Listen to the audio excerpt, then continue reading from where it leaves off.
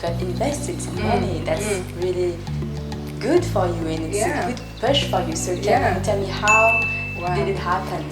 Okay, so the idea was end of 2018, and at that time I was like, I don't know if Vietnamese people actually care about this, because nobody cares, right? People just throw cups away, and then I start to share this idea with friends and family, and people like, it's not gonna work, it's not gonna work. I was like, okay, fine. So I postponed it until my cousin, actually, she's a DJ at that time. We have a small rooftop party, about 50, 100 people. So I was like, maybe you can do something about that. Let's try to just rent out cups at that event. So basically people coming in, they pay for 20,000 dong, or deposit 20,000 dong for the cup, and they can enter the party, and when they leave, they get the money back. Yeah. So that's just simple rules, and it's you know, in Europe it's very common. In Europe we all do that. Festival, you know, it's like that's the best way to make money too.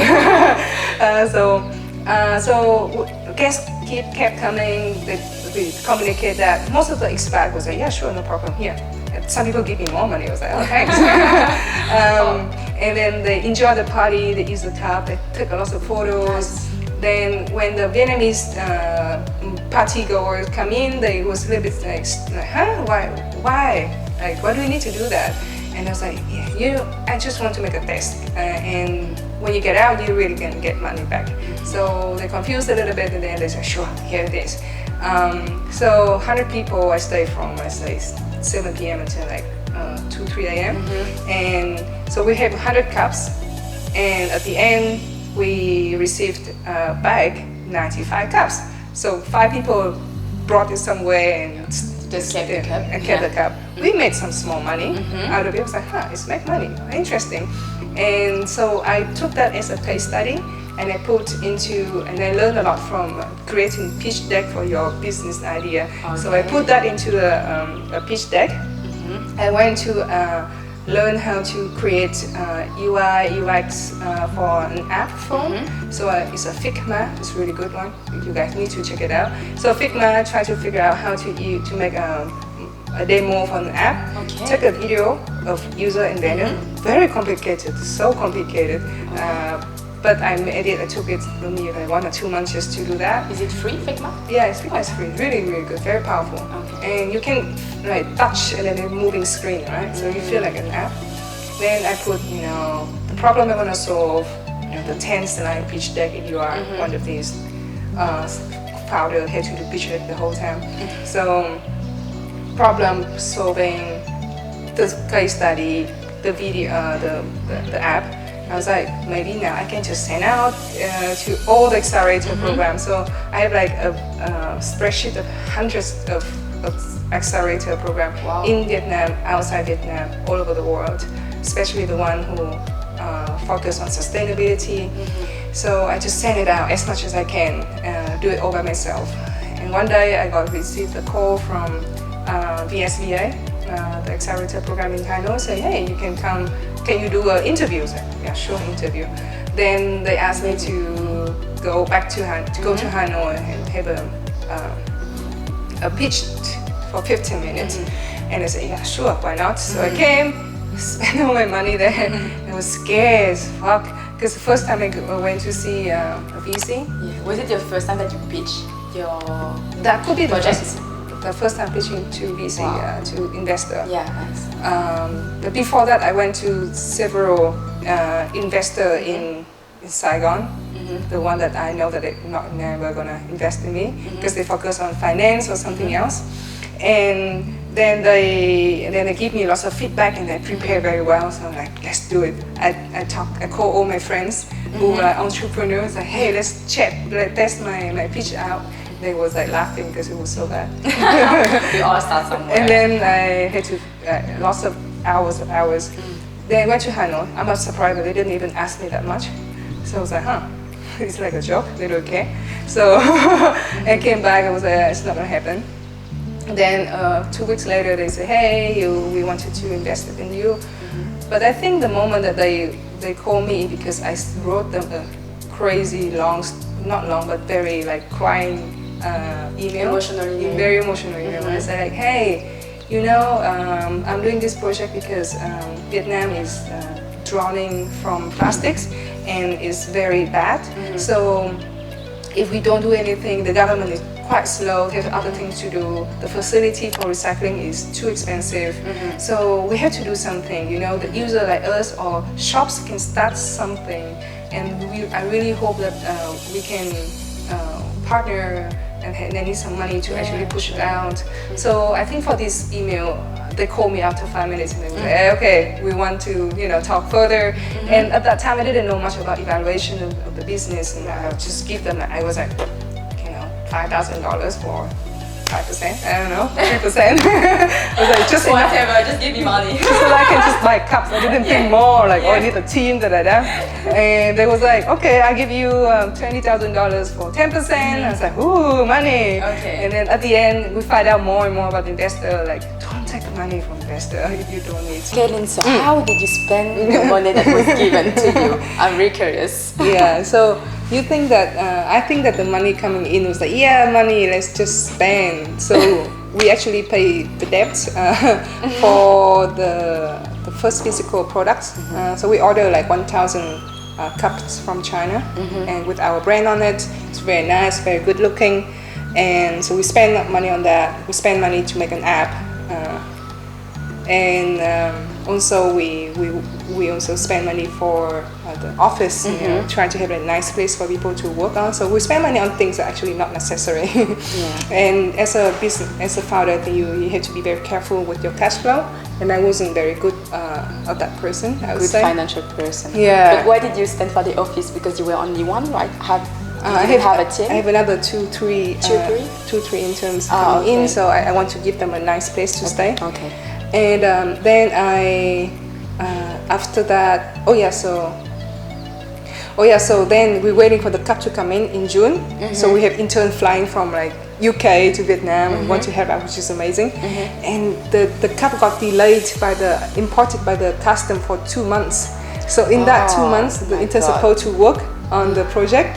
They didn't have anything to do. That's a struggle. So what did they do? What did you give them to do? I have not much for them to do actually. So I try to, you know, teach them about social media and doing videos, but that's not much for them to do. So most of the time they just go travel, which is fine.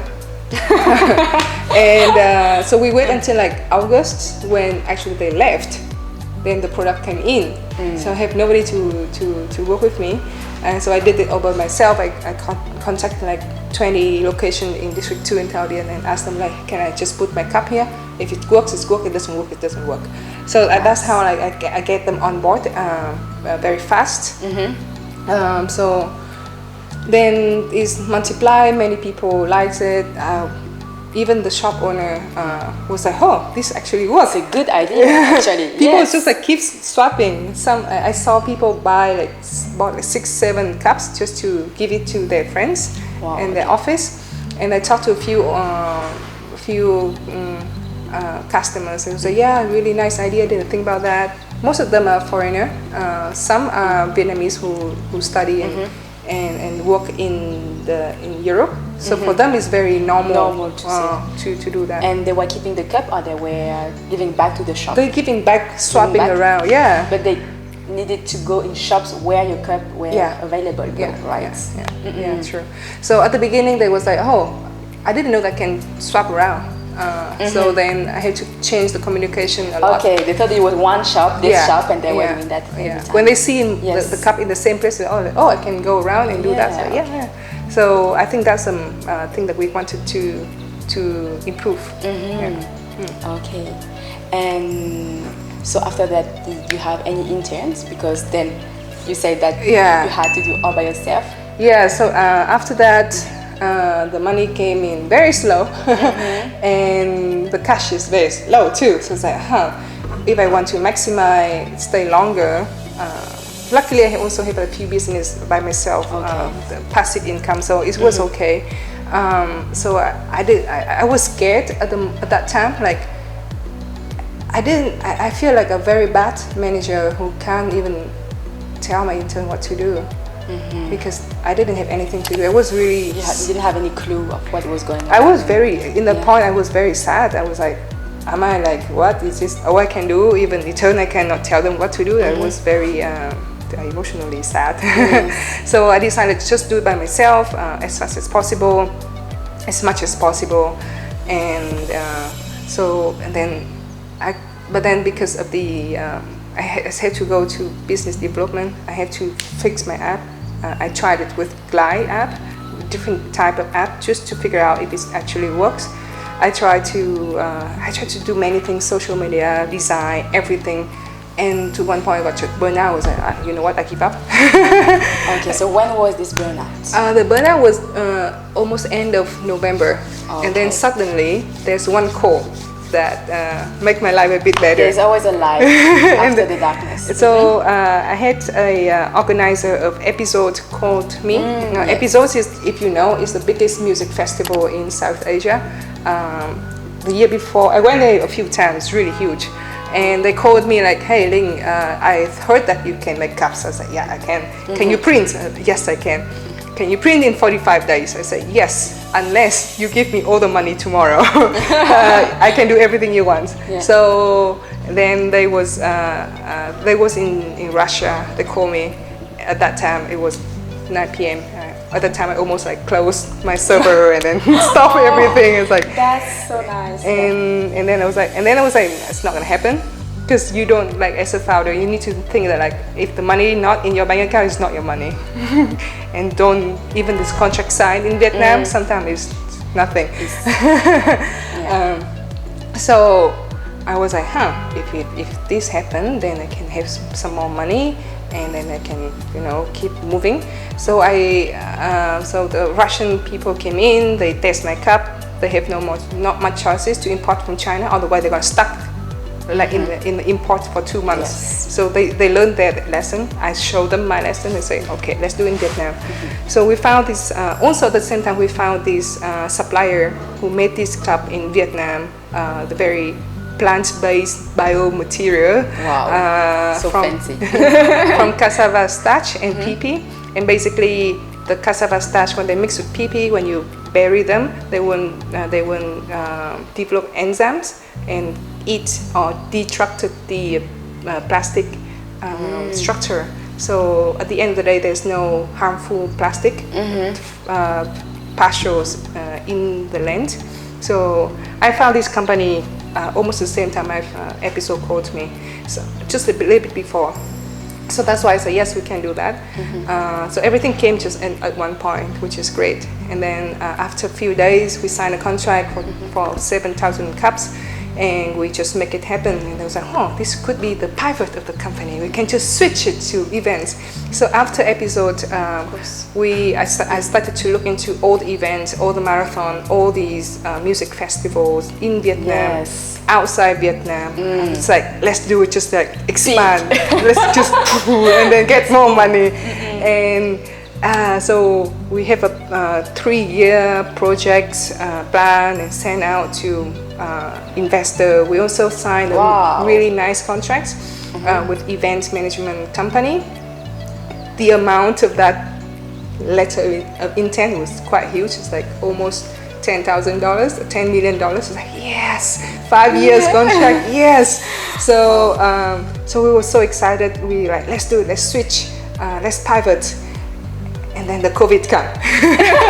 I was like, boom, another one. Like, we tried so hard, like even with the last festival in Vietnam, actually the St. Patrick Day, I was almost the one who supplied the cups, but at the very last moment we canceled. It's like, so I made all the cups, extra cups, put all the money there, double down again, and that didn't happen. So I think during the COVID, I almost want to turn off second time. But then we found like a really nice freelancer. He's a mobile app developer. So he came in, he checked out my project, he fixed a flow of the FM for food and beverage. So I was like, okay, that might be a hope again. So let's try again. And also at the same time, during the COVID, we also received a prize. We won a challenge from UNEP. Congratulations. Yeah, thank you. The United Nations Environmental Program. Yeah. So they gave us, they're gonna give us 8 weeks of trainings and some small grants and press release and YouTube videos or 1 minute of the story. So we decided I think I have to go back and work on it. I need to get back and put up again, so get it to push again. And also, so the COVID time was so bad. Again, I wanted to stop so many times. I wanted to do some like fast cash, try to trading some masks and guns to the US. No, it's not gonna work. So you just wanted cash, right? So Yeah, you were finding a solution. Yeah. So everybody, money. I think at the 3 weeks quarantine, everybody was like, "What can I do to make more money?" Right. Everyone was reflecting. Yeah. Like, shit! If I lose my job, what next? So I was so scared. I was like, "Let's just sell masks. Let's just sell guns." No, it's not gonna work that easy. I was so naive. So then receiving the news with UNEP, I said, "Okay, let's put my act together. Let's work on that." So we relaunched the app I think a few days ago. Was it the first time that you launched an app, or you had launched already an app before you? I launched were just maybe. testing? I think I launched maybe 6-7 times. Wow, 6-7 times. Yeah, it's all failed. Did you have users that were subscribing to your app and using it? Or? Yeah, well, we test a lot at School Lab, so push people to test a lot at School Lab. So every 2 weeks I have hey, let's try this version, let's try this flow. Yes. Okay. And I think now it's a little bit a problem because we combine. So basically, we link your credit card to the app. Okay. So become is a cashless deposit.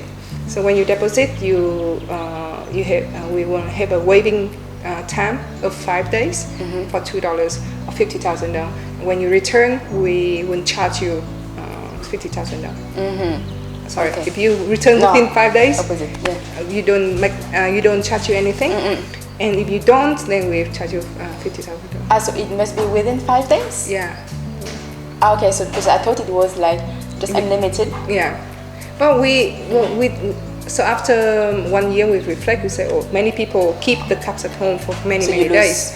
So basically we had to produce more cups so that vendor have cups to work. So that's a way to rotate. So to make it faster, the life cycle, the usage go more, then we say, hey, 5 days I think enough, maybe 10 days. So we're still testing on that, or maybe there's some other ideas, we don't know. Okay.